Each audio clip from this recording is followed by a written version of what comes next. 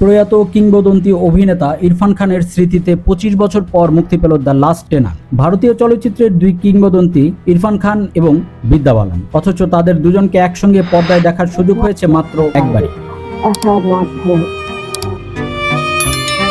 ক্যারিয়ারের শুরুতে করা সেই সিনেমাটি গত 25 বছর ধরে ছিল লোকচক্ষুর আড়ালে। অবশেষে ইরফান খানের ষষ্ঠ প্রয়াণ বার্ষিকীতে সেই হারানো স্মৃতি দ্য লাস্ট টেনান্ট মুক্তি পেল ইউটিউবে। 2000 সালের দিকে অত্যন্ত সীমিত বাজেটের এই সিনেমার কাজ শুরু করেছিলেন নবীন পরিচালক সার্থক দাশগুপ্ত, কিন্তু কাজ শেষ হওয়ার পর মূল ফুটেজটি হারিয়ে যায়। দীর্ঘ 2 দশক চেষ্টার পর পরিচালক ছবিটির একটি VHS কপি উদ্ধার করতে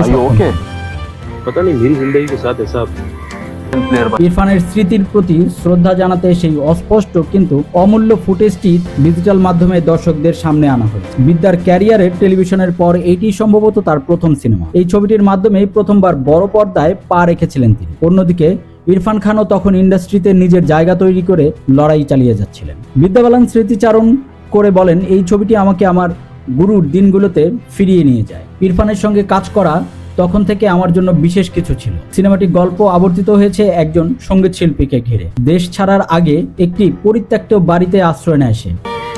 একদিন তোমারা এই সাগর দুনিয়া কা সবচেয়ে বড় ভায়োলেন্স। সে নিস্তব্ধ ও রহস্যময় পরিবেশে মানুষকে একাকিত্ব, স্মৃতি ও সঙ্গীতের এক অদ্ভুত রসায়ন ফুটিয়ে তোলা হয়েছে। 29 এপ্রিল মুক্তি পাওয়ার পর 3 দিনের মাথায় ছবিটি ইউটিউবের প্রায় 2 লাখ বার দেখা হয়েছে। ইরফান ভক্তদের কাছে এটি কেবল একটি সিনেমা নয়, বরং প্রিয় অভিনেতার এক বিরল উপহার। কর্পোরেট ক্যারিয়ার ছেড়ে আসা পরিচালক সার্থক অভিষেকের ছবি হিসেবেও এটি চলচ্চিত্র ইতিহাসে এক অনন্য মাইলফলক হয়ে থাকে।